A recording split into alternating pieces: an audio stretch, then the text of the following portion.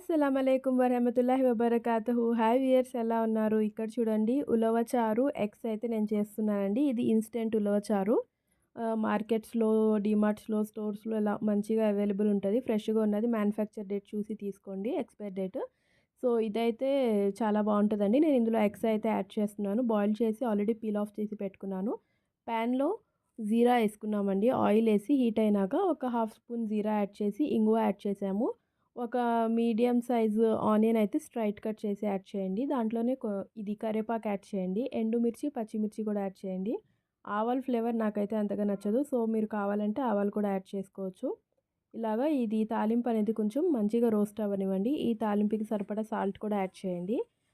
ఈ ఉలవచారు అనేది ఇలాగే ప్యాకెట్ తెచ్చుకొని వేడి చేసుకొని రైస్‌లో తింటారండి, ఇన్‌స్టంట్ ఉలవచారు. బట్ దాన్ని నేను ఇలాగా తాలింపు వేసి అయితే చేస్తున్నాను. ఇలా అయితే ఇంకా కొంచెం మంచి టేస్ట్ ఉంటది. ఫ్లేవర్ అనేది బాగా వస్తది.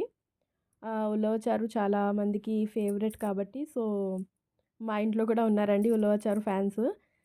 ఇలా అయితే ఉలవచారుని ఇలా ఏసుకున్నామండి. ఇది థిక్‌గా ఉంది బాగా. నేను తాలింపులో గార్లిక్ అయితే యాడ్ చేయలేదు. ఎందుకంటే ఈ ప్యాకెట్‌లో ఆల్రెడీ గార్లిక్ అయితే యాడెడ్‌గా ఉంది. నేను ఇంకొక హాఫ్ కప్ వాటర్ అయితే యాడ్ చేసి ఇందులో కొంచెం మంచిగా మరగనివ్వండి దాన్ని. అప్పుడు ఇది మంచిగా మరుగుతున్నప్పుడు మనం బాయిల్డ్ ఎగ్స్ ఏదైతే ఉన్నాయో కట్స్ పెట్టి అవి కూడా ఇందులో యాడ్ చేయండి.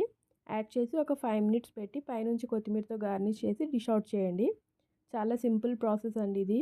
ఇందులో మంచిగా ఫైబర్ ఉంటది. ఐరన్ కూడా మంచిగా ఉంటది.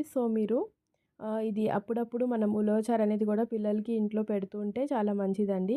వేడి వేడి అన్నంలో ఇలాగా ఏసుకొని బటర్ ఏసుకొని లేదా క్రీమ్ ఏసుకొని తింటే చాలా టేస్టీగా ఉంటది. నేనైతే ఇక్కడ బటర్‌తో అయితే దీన్ని టేస్ట్ చేస్తున్నాను. మీరు ఒకసారి ఇంట్లో ట్రై చేయండి. నేనైతే 250 గ్రామ్స్ 95 రూపీస్‌కి అయితే ఈ ప్యాకెట్ తీసుకున్నాను. మీరు ఒకసారి ఉలవచారు ఇలాగా తాలింపు ఏసి, ఎగ్స్ ఏసి మీరు ట్రై